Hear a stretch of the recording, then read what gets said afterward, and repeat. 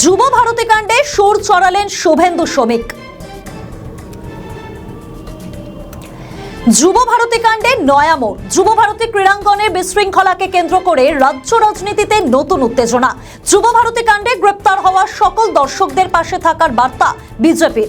দর্শকদের বিরুদ্ধে দায়ের হওয়া এফআইআর ও গ্রেপ্তারের সিদ্ধান্তে তীব্র প্রতিবাদ করে বিরোধী দলনেতা শুভেন্দু অধিকারী বলেন, যুব ভারতী কাণ্ডে যাদের পুলিশ গ্রেপ্তার করেছে তাদের সবাইকে সম্পূর্ণ আইনি সহায়তা দেবে বিজেপি। আমাদের আইনজীবীরা তথাকথিত ভুয়ো এফআইআর গুলিতে স্থগিতাদেশ চাইবেন। জামিন করানো থেকে শুরু করে আইনি লড়াই সব দিকেই বিজেপি পাশে থাকবে। আমরা একটি জনস্বার্থ মামলাও করেছি। ক্রীড়ামন্ত্রী পদত্যাগ করে বিষয়টি চাপা দিতে চাইছেন। যাদের গ্রেপ্তার করা হয়েছে তারা কোনো অপরাধ করেননি, তারা টাকা দিয়ে টিকিট কিনেছেন। অনেকেই মাল্টি ন্যাশনাল কোম্পানিতে কর্মরত ও উচ্চ শিক্ষিত, অথচ যারা প্রাতিষ্ঠানিক দুর্নীতির সঙ্গে যুক্ত তাদের বিরুদ্ধে কোনো পদক্ষেপ নেই। মেসিকে প্রথম 25 কোটি টাকা অগ্রিম কে দিয়েছে, এতে পুরো দলটাই জড়িত।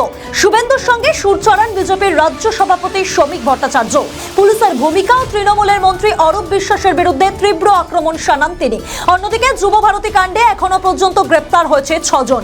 ইতিমধ্যে রাজ্য পুলিশের বিশেষ তদন্তকারী দলের 4 জন উচ্চপদস্থ পুলিশ আধিকারিক যুব ভারতী ক্রীড়াঙ্গনে গিয়ে ঘটনাস্থল পরিদর্শন করেন। কিন্তু শেষমেশ একটাই প্রশ্ন থেকে যাচ্ছে, সারা বিশ্বের কাছে কলঙ্কিত হয়ে থাকলো কলকাতা, এর দায় কে নেবে?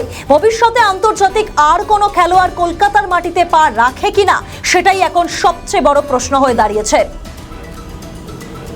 আমাদের ভিডিও ভালো লাগলে লাইক ও শেয়ার করুন। কমেন্ট সেকশনে আপনাদের মতামত জানান।